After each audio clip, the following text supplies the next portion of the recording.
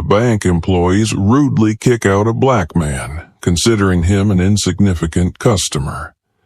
They have no idea that soon they will be faced with a shocking revelation.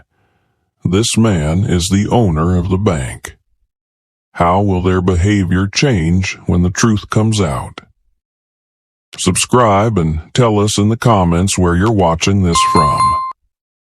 Isaac Fielding, the founder of Fielding Bank, stood before the mirror, adjusting his coat with a careful hand. For years, he had built his bank with the promise of excellent service and respect for every client. But recent reports had disturbed him. Rumors of staff treating ordinary clients with blatant disregard. Frustrated and determined to uncover the truth himself, Isaac made a bold decision. He would go undercover, experience the service as a regular customer, and see what his employees truly thought of clients who didn't flaunt wealth or power. Dressed in simple, nondescript clothes, Isaac left behind his usual tailored suits, confident stride, and polished appearance. Today, he'd blend into the background, just another man hoping to resolve a minor issue at the bank. A test, he thought, one he hoped his staff would pass. He took only his ID and a small modest wallet, nothing that might give him away. He opted for the third largest branch in the city, where the manager, he recalled, was known for his discipline but also a somewhat formal attitude. Isaac had met him once, briefly, but doubted he'd be recognized out of context and in different attire. As he approached the bank's entrance, he paused for a moment, observing the marble steps and gold-lettered signage above the doors. The building itself projected confidence and success, a reflection of all he'd worked for. He pushed open the doors, stepping inside. A faint hum of murmured conversations and the soft tapping of keyboards filled the space. Staff members moved around with a calculated efficiency, each one appearing fully engrossed in their tasks. Isaac took a breath, trying to imagine how this would feel to a regular visitor.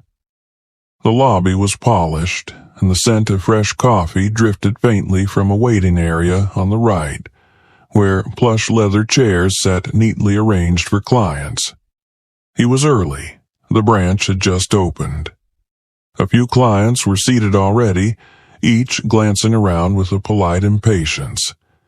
He joined the line, feeling its slow progression and noticing how some staff members seemed far from eager to quicken their pace. When his turn finally came, he approached the teller, a young woman with her hair tied back in a severe bun. Without looking up, she muttered, "Next?" Isaac cleared his throat, beginning his query with a polite tone, but her dismissive look was enough to make him pause. She responded tersely, her eyes briefly flicking to his simple clothing, as if assessing his worth. "Sir, I don't handle that kind of inquiry. You'll need to go to window 5, she said with a slight edge in her voice, waving him off as if he were an inconvenience. Isaac felt a prick of irritation but nodded and moved to the window she indicated, keeping his calm. At window 5, he was greeted with a similar expression of vague impatience. This time, the man, a teller in his mid-30s with a bored look, barely glanced at him as Isaac explained his question. "Look, for basic transfers, you're better off with the ATMs in the lobby," he said flatly, tapping his pen as if to dismiss the conversation. "I just need a bit of guidance on," Isaac began again, but the teller interrupted with a sigh. "Like I said, the ATM can do that. I really don't have time to explain every little thing." This time, Isaac's frustration grew. He was used to respectful, attentive service, especially in a place that bore his name. But here, his polite inquiries seemed to warrant only contempt. His words were met with glances of amusement, faint smirks, and eyes that rolled in thinly veiled derision. Standing in the lobby, he took in the muted looks that passed between the tellers as if this ordinary man didn't belong. His expectations of courteous help seemed to evaporate, replaced by a creeping sense of exclusion. Moving again, Isaac approached another employee, hoping to resolve the issue with more understanding. The man, a young banker in a pressed suit, looked him over with an expression that barely masked his irritation. "Sir, we're very busy right now," he said, his voice laced with impatience. "Our clients expect timely service." The implication was clear. Isaac, in his plain clothes, didn't count as one of those important clients. Trying not to reveal his mounting anger, Isaac explained his question yet again, but this time he was met with a scoff and a pointed look. "Perhaps," the banker said with an almost amused tone, "this isn't the right bank for you. We cater to clients who understand our services and don't need hand-holding." The way he said hand-holding grated on Isaac's nerves. He had built this bank precisely to offer a supportive environment to all clients, regardless of background or experience. Hearing his own values mocked by an employee stung deeply, but he bit back a reply, choosing instead to observe. Taking a step back, Isaac watched how the staff moved and interacted with clients. There was a tangible difference in how they treated those who appeared wealthy versus those who didn't. Older clients or those in simple attire received impatient stares and indifferent responses, while professionally dressed clients were greeted warmly, their questions answered promptly. The stark contrast unsettled him. A faint anger stirred as he recognized a level of bias he'd never intended to exist in his organization. At that moment, a group of staff members walked by, chatting amongst themselves, their glances flitting over him with barely contained disdain. Isaac felt the weight of their judgment in the flickers of their eyes, and as they walked away, he caught a comment muttered under a breath. "Probably doesn't even have a checking account." The snide remark hit Isaac harder than he anticipated. How many clients had faced this same treatment? How many had walked out feeling less than human, dismissed because of their appearance or their status? Shaken but resolved, Isaac decided to test the boundaries of their disrespect. He walked up to the manager's office, a modest, glass-fronted space where the branch manager was speaking with another client. Waiting patiently outside, Isaac noted the subtle differences in how he was treated compared to others. He waited, and waited. The client inside was soon replaced by another, and Isaac continued to be ignored, his presence treated as inconsequential. Growing weary, he finally approached the door and gave a light knock.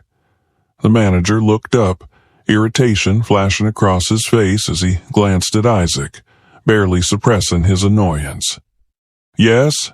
he barked, his tone far from welcoming.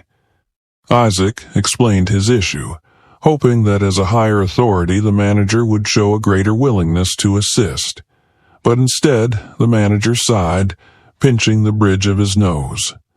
"Sir, we have specific channels for queries like yours. Perhaps, if you consulted the support team, you wouldn't have to interrupt my day." Isaac's patience was nearly at its end. "I simply needed a brief consultation. This is my bank, too, you know." The manager raised an eyebrow, an amused sneer crossing his face. "Oh, I'm sure it is. But we're a professional institution, and I'm afraid we have little time for small matters.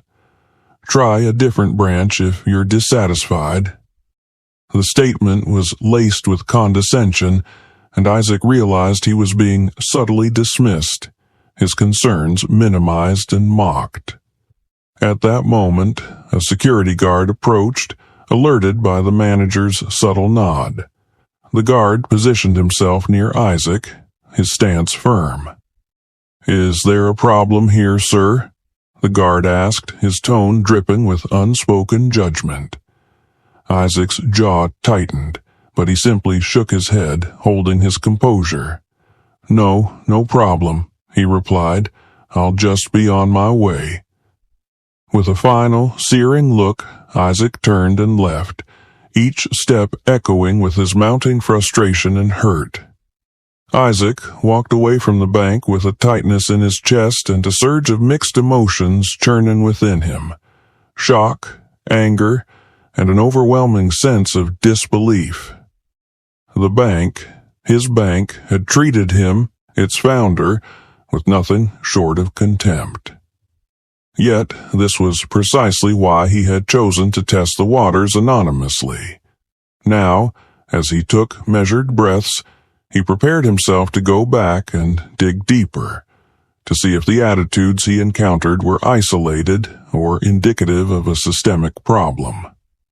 Determined, Isaac returned to the bank later that same day, this time with a firmer resolve.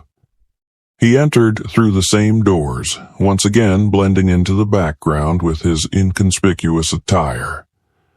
As he re-entered, he noticed a slight shift in the mood of the staff. They had seen him earlier and seemed to recognize him as the unimportant client who had returned, much to their apparent dismay. He could feel the weight of their dismissive glances even before he approached a teller.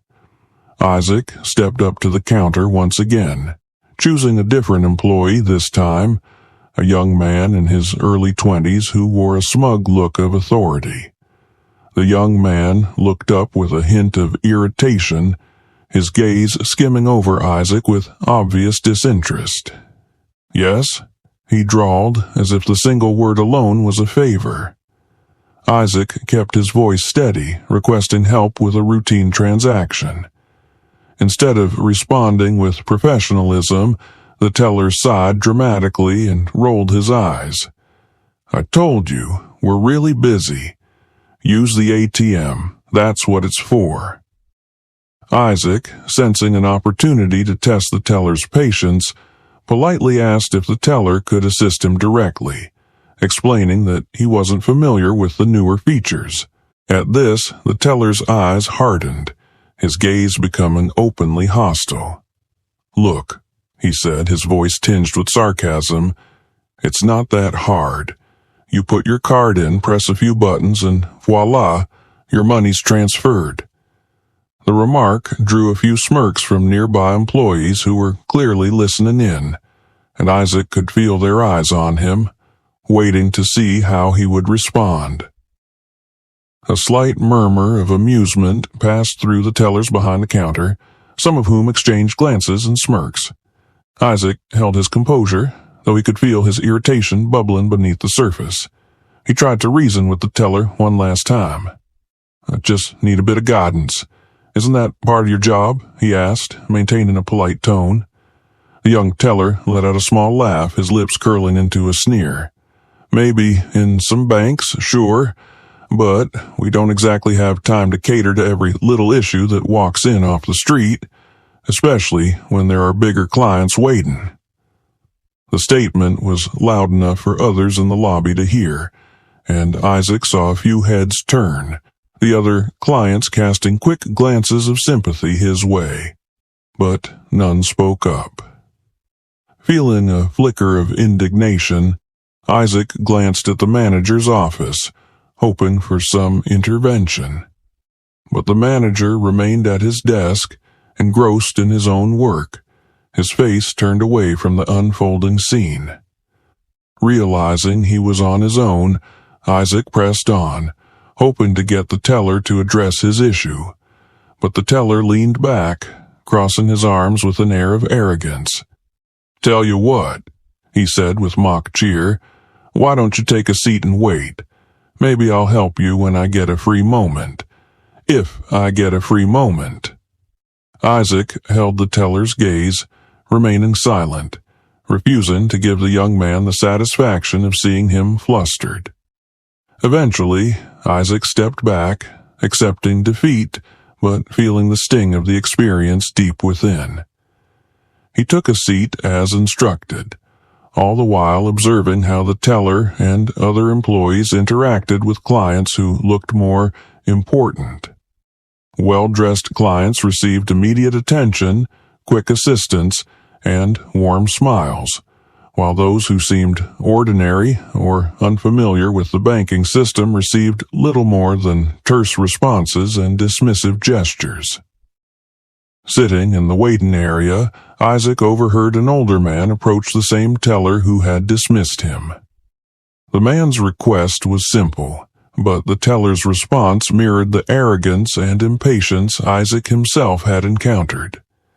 "Sir, I already told you.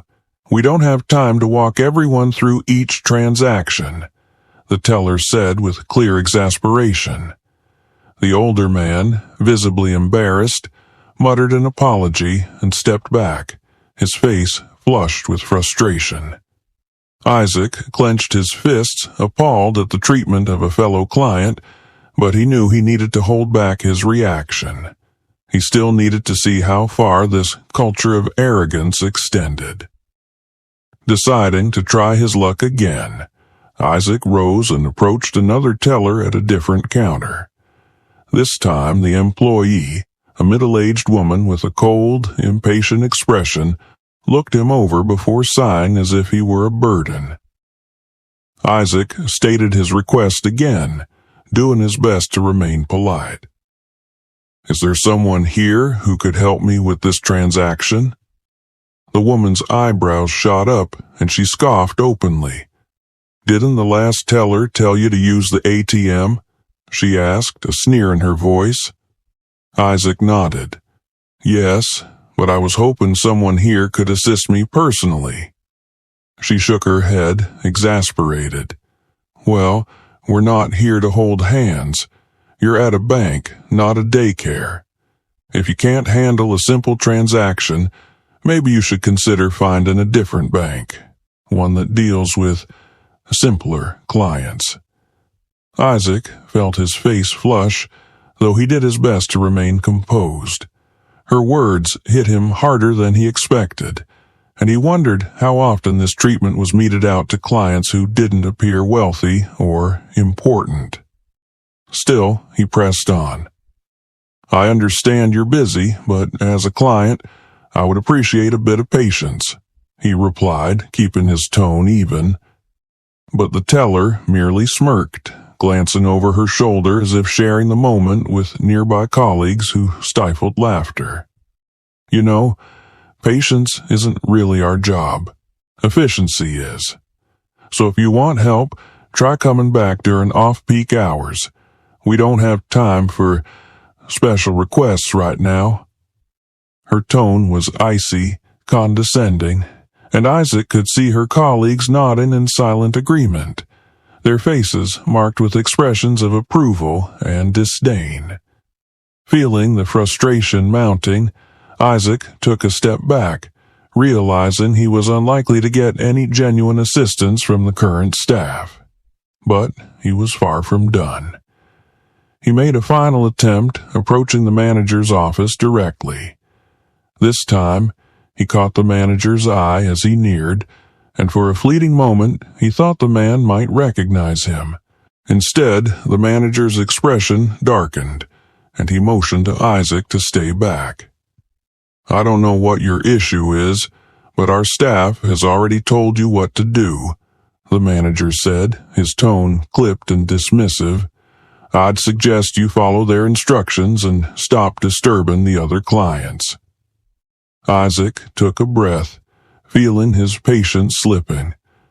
"I simply wanted to speak to someone who could assist me with a simple request, that's all." The manager crossed his arms, his posture rigid and unyielding. "Then use the ATM. This isn't a personal assistance bureau. If you need that level of help, you may be better off at a smaller bank that can cater to unusual needs." The tone of mockery in his voice was unmistakable. Isaac felt a knot form in his stomach as he realized just how deep the contempt ran. These people, his own employees, were openly hostile and dismissive to anyone they deemed unworthy. Just then, the security guard from earlier approached, his face stern. "Is there an issue here, sir?" he asked, his tone heavy with unspoken suspicion. The manager didn't even look at him but muttered, "This gentleman has been causing a disturbance. Escort him out if he refuses to leave."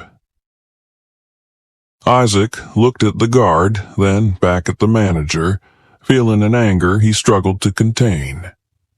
"Is that how you treat all your clients?" he asked, his voice barely a whisper. The manager shrugged. "Only those who waste our time." At this, the security guard took Isaac by the arm, firmly guiding him toward the exit. As they walked past the counters, Isaac felt the weight of the staff's smirking gazes on him. He heard a faint chuckle, a few murmured words exchanged in mocking tones. Just as he was about to be ushered through the doors, one of the tellers called out, "Come back when you can afford to pay for the service." Isaac stopped, momentarily stunned by the sheer arrogance, but instead of reacting, he allowed the guard to escort him outside, his mind racing with the implications of what he'd witnessed. Isaac left the bank, his heart pounding with a mixture of disbelief and seething anger. He could hardly believe the extent of the arrogance and disregard he had just witnessed, not only as a regular customer, but as the very founder of the institution. The building he had worked tirelessly to establish as a symbol of trust, respect, and professionalism now felt like a stranger to him. He had always envisioned Fielding Bank as a haven for clients of all backgrounds, a place where people could feel secure and valued. But today, his vision had been shattered by the very people he had entrusted to uphold it.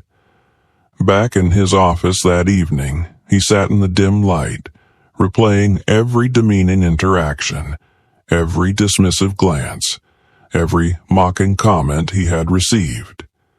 The more he thought about it, the more deeply disturbed he became. His bank, a place meant to offer support to everyone, had become a fortress of prejudice, where clients were only respected if they looked the part. It was evident that significant change was needed, and he knew he would have to start at the very top to ensure the culture he'd witnessed was completely uprooted. The next day, Isaac called an emergency meeting with his executive team. The room was quiet, tension filling the air as his senior staff exchanged worried glances. None of them knew why they had been summoned so urgently, but they could tell from Isaac's expression that something serious was brewing. When he finally spoke, his voice was calm but charged with a steely determination that none of them had heard before. "Yesterday, I visited one of our branches as an ordinary client," he began, watching as their eyes widened in surprise.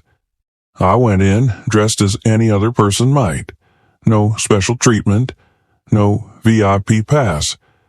Just a man with a simple question about a basic transaction."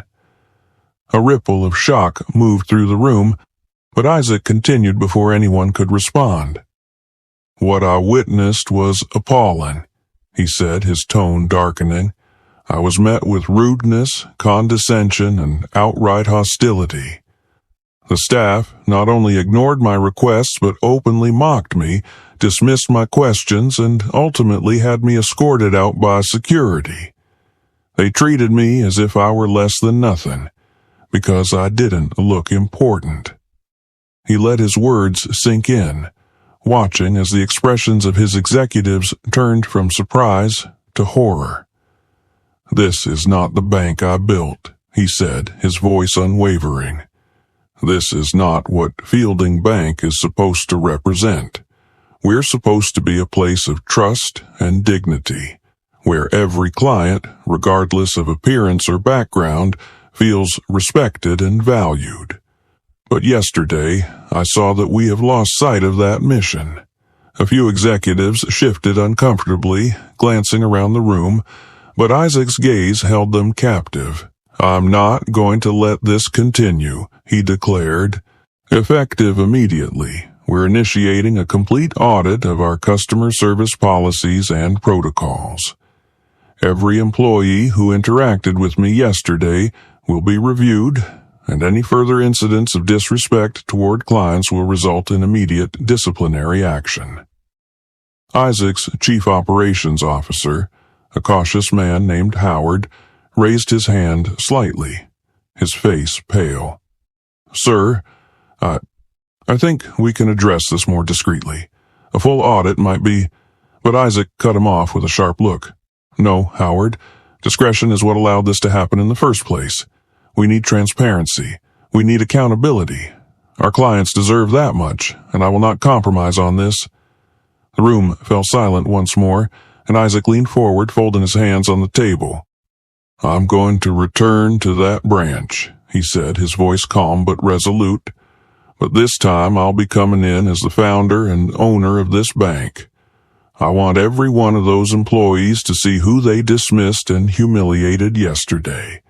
And I want them to understand that their actions will have consequences." As he left the meeting, Isaac's mind was already racing with plans. He contacted his HR director and instructed her to prepare a team to accompany him on his return visit.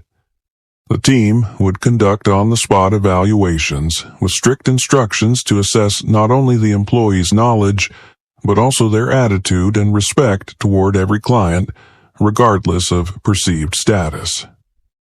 Over the next few days, Isaac finalized the preparations, making sure that his return to the branch would be as impactful as possible.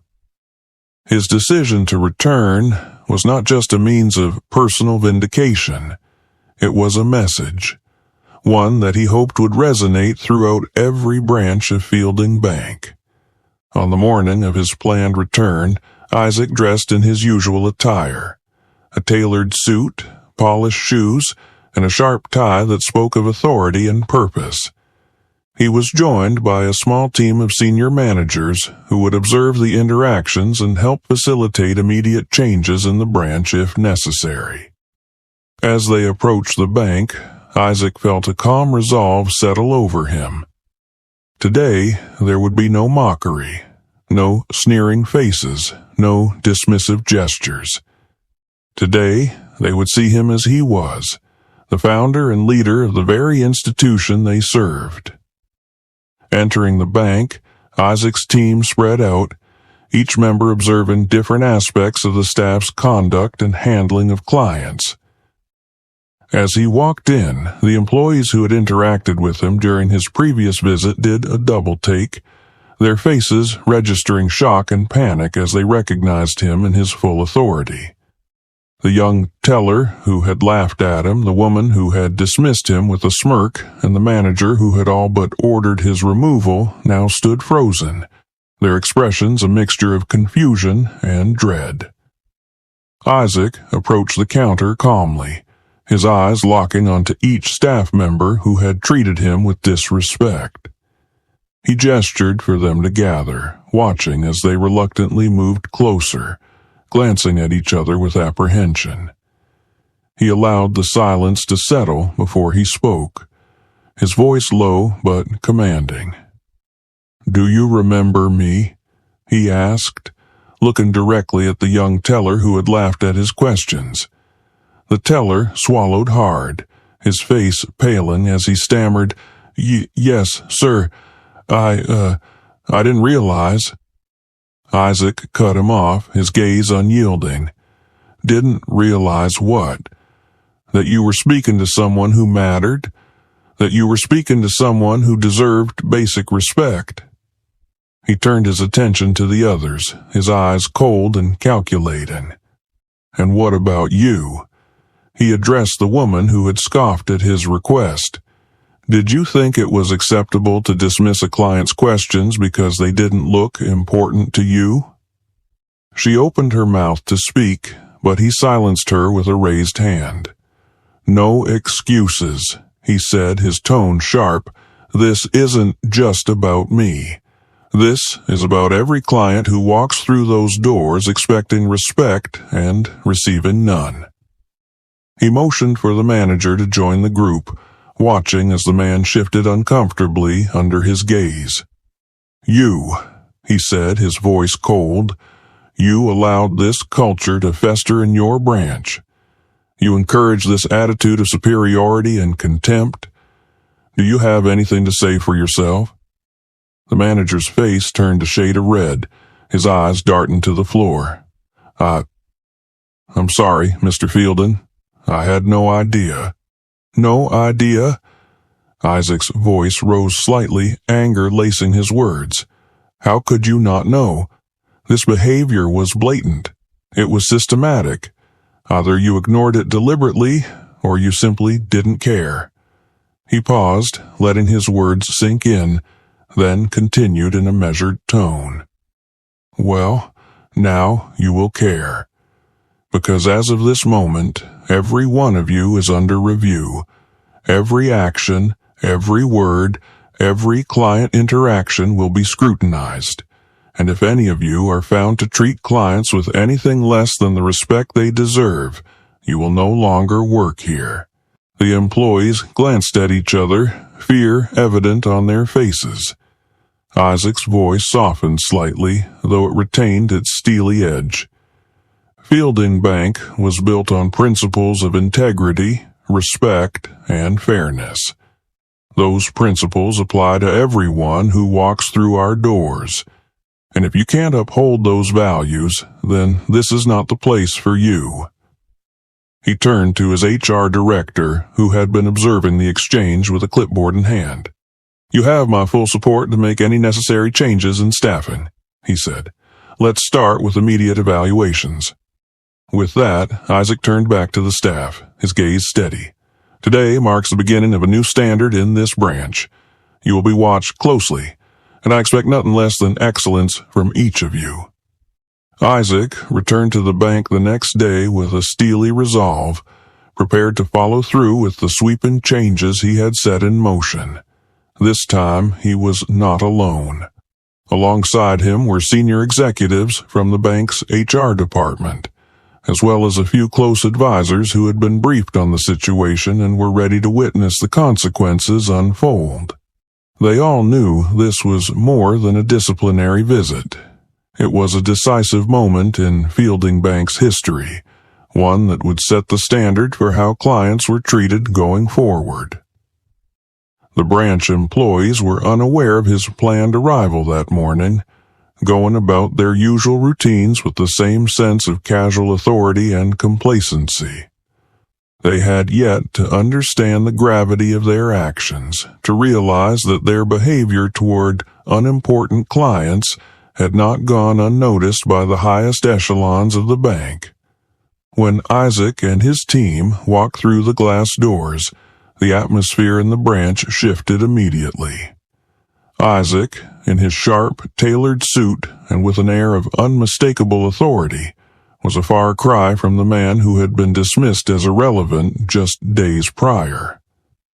As he stepped forward, employees froze, their faces transforming from expressions of casual indifference to ones of confusion, then dawn and horror as recognition set in. The young teller, who had mocked his request, stared in stunned silence, his face blanching as he realized who Isaac truly was. The manager, who had all but ordered him out of the branch, went pale, his mouth parting slightly as though in shock. Slowly, Isaac scanned the faces of each employee who had treated him with such disdain. He allowed the silence to stretch, watching the weight of realization settle on them. With a slow, deliberate tone, he finally spoke. "I am Isaac Fielding, the founder and CEO of Fielding Bank," he announced, his voice cold and unyielding. "I came to this branch a few days ago as an ordinary client, seeking nothing more than a simple service and a respectful interaction." He paused, letting the words sink in, and observed as their faces fell, the tension growing with every heartbeat. "Instead," he continued, his voice rising slightly, "I was met with disrespect, arrogance, and outright contempt. The staff members here made it clear that they did not see me as worthy of their time or patience. Because I did not look important enough, I was treated as though I did not matter. His gaze moved from one employee to the next, his eyes cold and piercing. The young teller who had mocked him shifted uncomfortably, swallowing hard as he averted his gaze. The manager visibly tensed, beads of sweat forming on his forehead as he avoided eye contact. Isaac continued, his voice unwavering. This branch, my bank, has become a place where clients are judged by their appearance, where those who seem ordinary are dismissed without a second thought, and where people who seek basic assistance are mocked, ignored, or treated with disdain. This is not the bank I built. This is not the culture I envisioned. He turned to the HR director beside him, giving her a brief nod.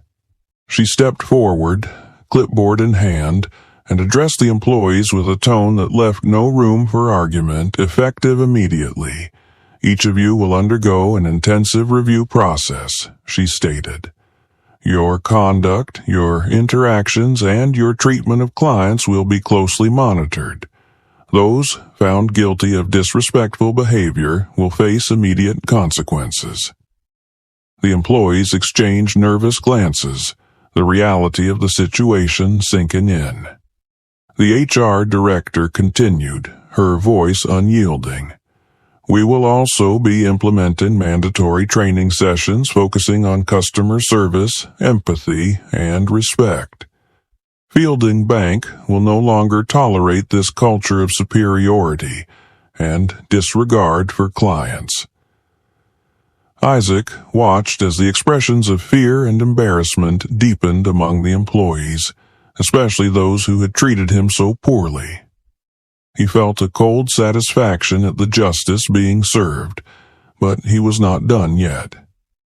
He stepped forward again, looking directly at the young teller who had been particularly dismissive. You, he said, his tone pointed. Tell me, what was it that made you think it was acceptable to laugh at a client's question, to dismiss them as though they were wasting your time?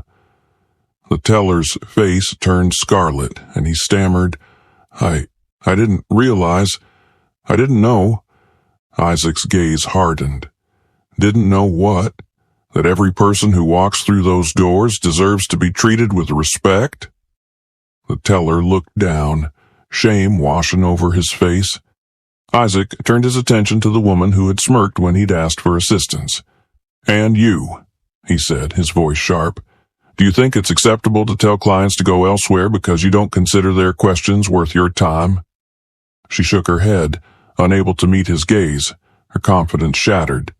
He allowed the silence to stretch, letting them feel the weight of their actions. Finally, he addressed the manager, the very man who had sent security to escort him out. And you, as a manager, Isaac said, his voice filled with controlled fury, you set the tone for this entire branch. You allowed this culture of arrogance and condescension to flourish. You encouraged your staff to see clients not as people, but as inconveniences. The manager's face was ashen, and he stumbled over his words, attempting a weak apology. Mr. Fielding, I had no idea it was you. If I'd known, Isaac cut him off, his voice like steel. It should not have mattered who I was. Every client should be treated with dignity, whether they are the CEO or an ordinary person. The fact that you only value clients based on appearances is exactly the problem. This attitude will no longer be tolerated. Not here, not in any branch of Fielding Bank. He turned to his HR director, nodding firmly. Proceed with the evaluations, he said. I want a full report on every employee's conduct by the end of the week. The HR director acknowledged his command, and the staff, realizing the gravity of the situation, fell silent, their faces a mixture of shame and regret. Isaac took one last look at the employees gathered before him. He knew some would not last through the reviews, and others would face severe consequences for their behavior. But this was more than punishment. It was a statement of the bank's core values, a reminder that respect was non-negotiable. "This is only the beginning," he said, his voice carrying the weight of his commitment to change. "Fielding Bank will return to its original principles of fairness and respect, and I will make sure of it. For those of you who are willing to align with these values, you have my support, but for those who cannot uphold them, you are free to leave." With that, he turned and walked away, leaving the employees to ponder the full extent of their actions and the changes that would reshape their future at Fielding Bank. The aftermath of Isaac's visit to the bank branch was felt immediately. The employees who had once held smug attitudes, confident in their authority, were now on edge, understanding the repercussions that awaited them. Rumors quickly spread through the branch, each story more exaggerated than the last. Some employees claimed Isaac had already decided to fire half the branch, while others whispered that he was planning to replace the entire team. The uncertainty hung heavy in the air, creating a palpable tension among the staff. Isaac had left instructions with the HR director and the senior management team to begin a rigorous audit of the branch. Every employee who had interacted with him was called in for one-on-one meetings, where they were asked to explain their actions and attitudes, not just toward him, but toward all clients. In each meeting, the HR director posed difficult questions, her tone measured but stern. "Tell me," she would start, her pen poised above her clipboard, "do you believe it is acceptable to dismiss a client's question based on their appearance? What makes you think your time is more valuable than theirs?" The employees would stammer, shifting in their seats as they tried to justify their behavior. But the HR director's gaze was unyielding. Those who had treated Isaac with outright disdain, like the young teller and the manager, found themselves under the most intense scrutiny. The HR team combed through each employee's records, looking for any patterns of complaints or signs of misconduct. Reports of past client dissatisfaction were reevaluated, with special attention given to cases where clients had reported feeling disrespected or ignored. Patterns began to emerge. It wasn't just Isaac's experience that had highlighted the branch's toxic culture. Dozens of other clients had faced similar treatment. Elderly clients, those unfamiliar with modern banking technology, people dressed modestly, and even clients who simply asked a few extra questions were all dismissed, their requests handled with impatience or even disdain. Isaac read every report, the knot of anger in his chest growing tighter with each case. His bank had become a place where appearance dictated service quality, where people were judged the moment they walked through the doors. His staff had developed a hierarchy of clients based solely on assumptions. The more he read, the clearer it became that a sweeping change was necessary. He couldn't risk allowing such toxic attitudes to permeate his bank any longer. After days of evaluation, the HR team compiled a list of employees whose records showed consistent disrespect toward clients. Those employees were immediately suspended, with notices informing them that their actions had led to a thorough reevaluation of their employment. Among those listed were the young teller, who had laughed at Isaac's questions, and the manager, who had allowed such behavior to thrive in his branch. Their records were marked with incidents of misconduct, warnings they had received in the past, and specific examples of their recent actions. Isaac made a point to review each file personally, determined to ensure that his decisions were fair but firm. He wasn't dismissing employees out of vengeance. he was taking action to restore the bank's values. His ultimate goal was to create an environment where respect was a given, not a privilege based on status. On the day the suspension notices were issued, a somber atmosphere settled over the branch. The employees called into the HR office emerged with pale faces, some visibly shaken, others hardened with resentment. Word quickly spread among the remaining staff that the consequences were real, that Isaac was determined to eradicate any trace of the toxic culture that had taken root. Those who hadn't been suspended were given a stern reminder of the bank's principles. They were informed of a new code of conduct, one that would be strictly enforced. Respect, empathy, and patience were no longer optional, but required qualities for every interaction. The staff was also informed of mandatory customer service training that would begin immediately, with a focus on understanding and valuing every client. Resistance to the changes was met with a simple choice: adapt or leave. Isaac made it clear that those who could not or would not uphold the bank's values would not have a place there.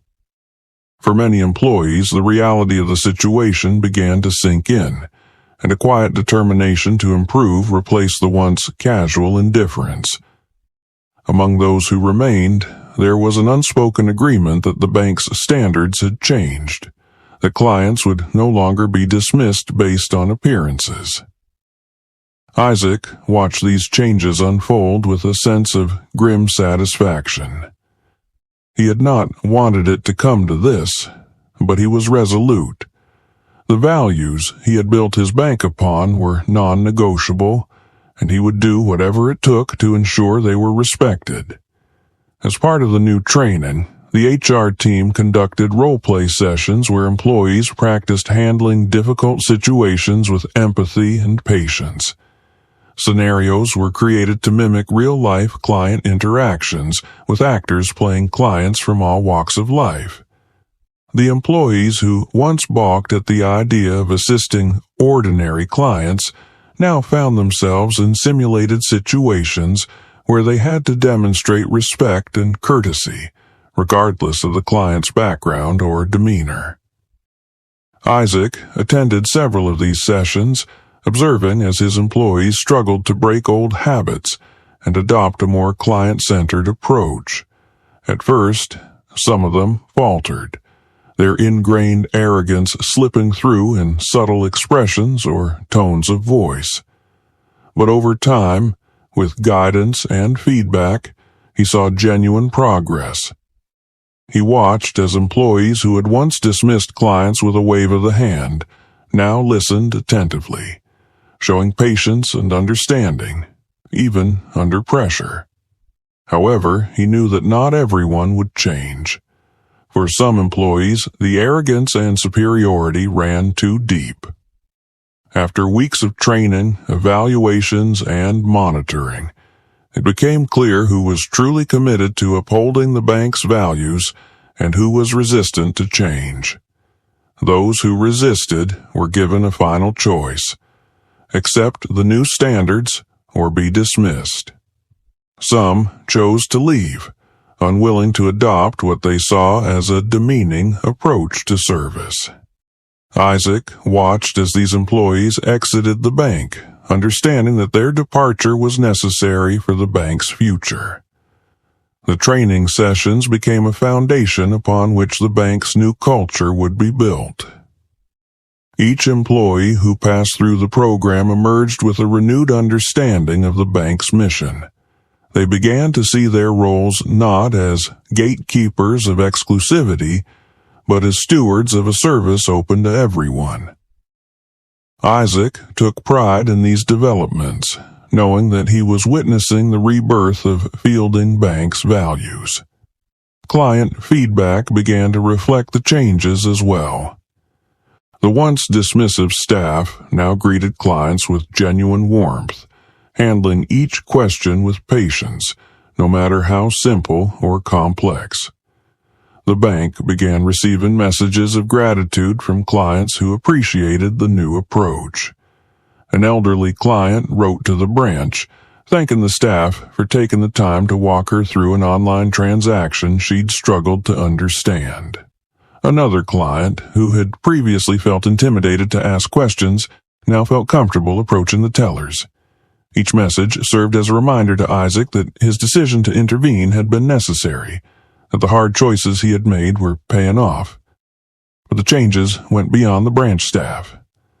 Isaac knew that to truly transform Fielding Bank, the commitment to respect had to be present at every level. He initiated a mentorship program where senior employees coached newer hires on client interactions, teaching them the importance of empathy and patience. Branch managers were also held accountable, with regular evaluations assessing not just their performance, but the culture they fostered within their teams. Isaac met with each branch manager, setting expectations that went beyond financial targets. He emphasized that they were responsible for upholding the bank's values, for creating an environment where every client felt valued and respected. Managers who encouraged elitism or tolerated disrespectful behavior were warned that they would face the same consequences as the branch staff. The transformation was not easy, nor was it immediate. There were setbacks, instances where old habits resurfaced, and moments where employees struggled to embrace the new standards.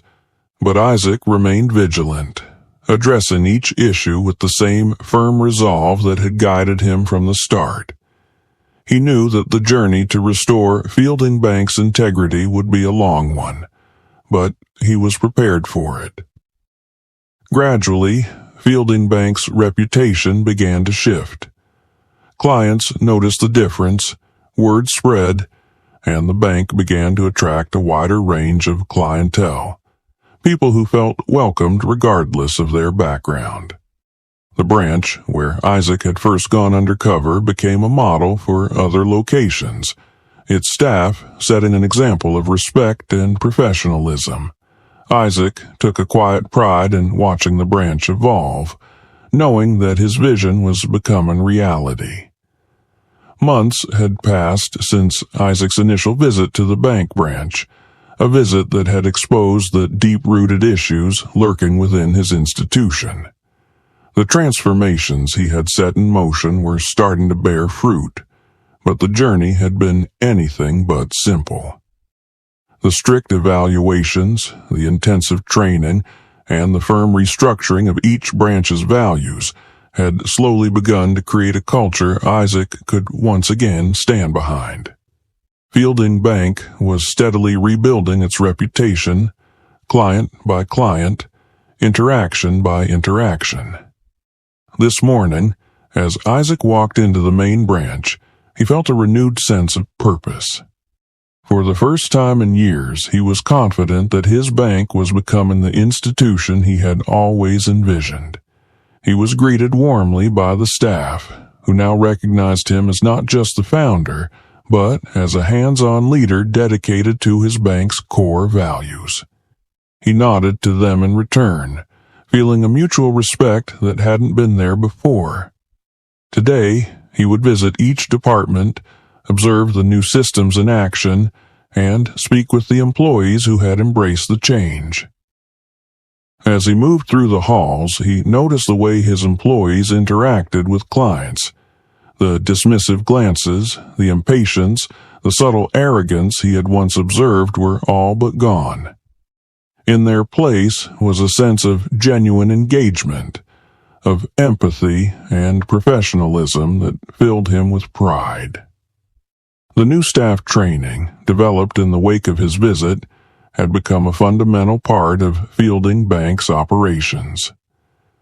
Every employee now went through rigorous customer service courses that emphasized respect, understanding, and patience with every client, no matter their appearance, background, or the nature of their requests. Isaac paused by a counter where a young teller was assisting an elderly client.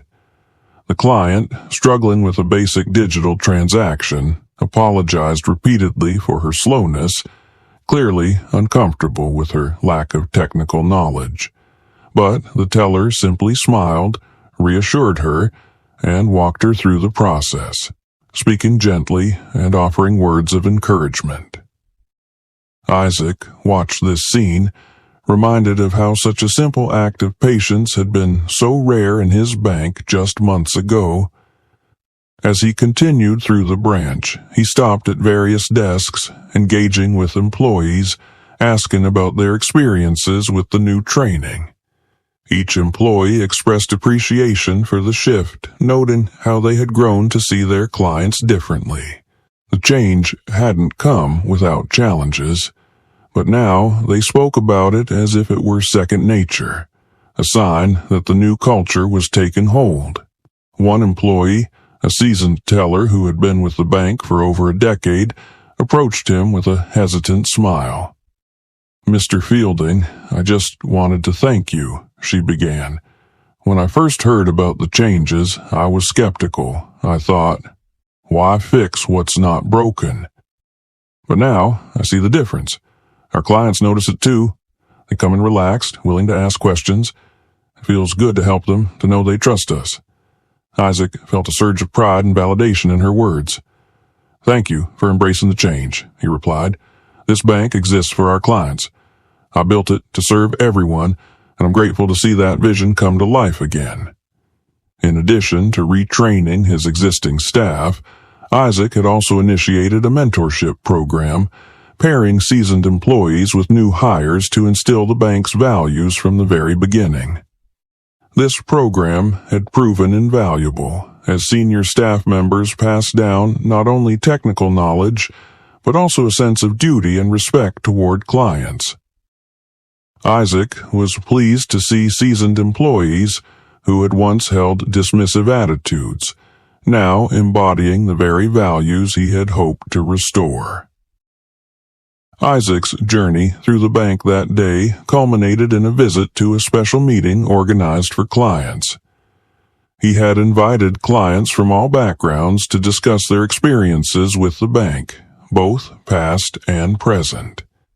He knew that listening to them directly was essential to fully understand the impact of the changes. The clients arrived one by one, taking their seats around the long table in the bank's conference room. Some had been with Fielding Bank for years, others were new, but each carried a unique story. Isaac welcomed them, his demeanor open and attentive, eager to hear their perspectives. One of the first to speak was an elderly man who had been a client since the bank's early days. He shared his memories of Fielding Bank's early years, speaking fondly of the respect and courtesy he had always experienced, until, that is, he noticed a gradual shift in attitude from the staff over recent years. "I used to feel like I was family here," he said, his voice thick with emotion. "But over time, it was as if I became invisible, like I didn't matter anymore. I almost left the bank because of it."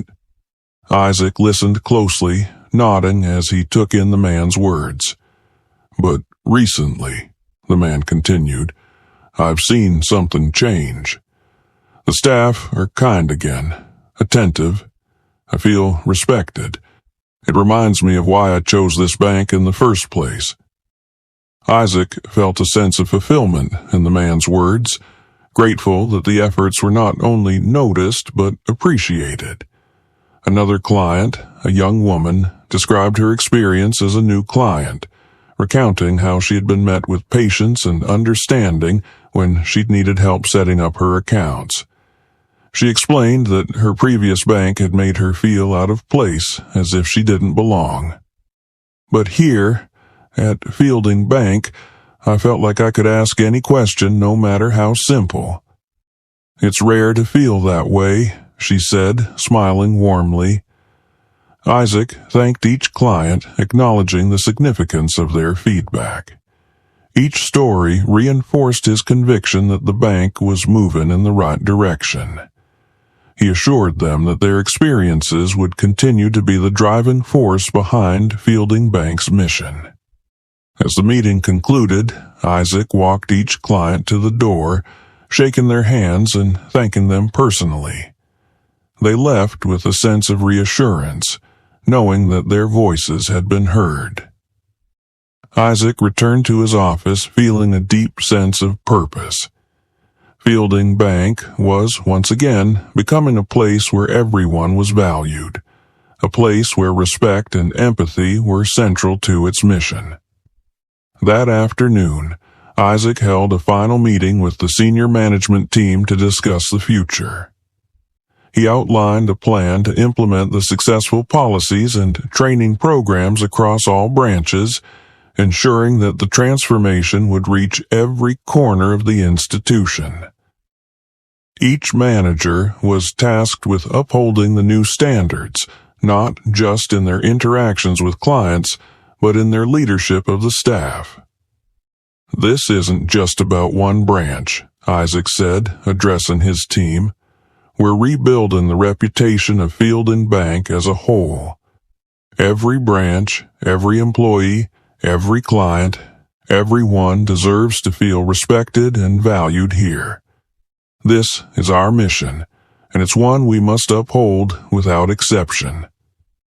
The managers nodded, each of them aware of the weight of their roles in ensuring that the bank's new culture took root and thrived.